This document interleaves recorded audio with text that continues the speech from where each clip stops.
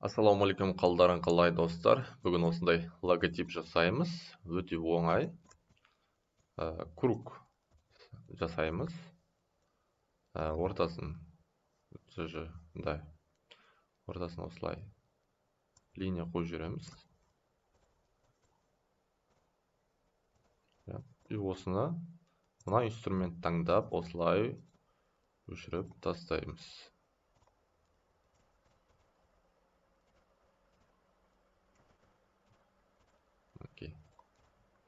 И осы жерге круг жасаймыз. Мынау центр қай жерде? Центр осы. Мына линияның центрді анықтау үшін қойып алдық.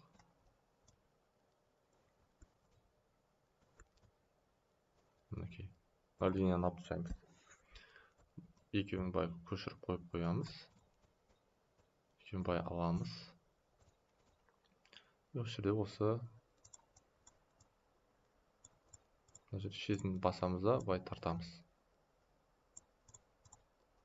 Айнан шіретіп қойып қоямыз.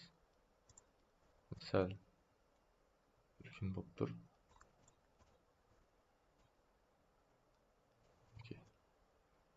Солай қойып қоямыз.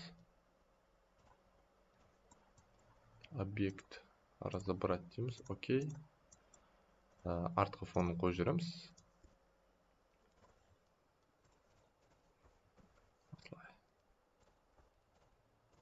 Пипетімен түсін таңдаймыз.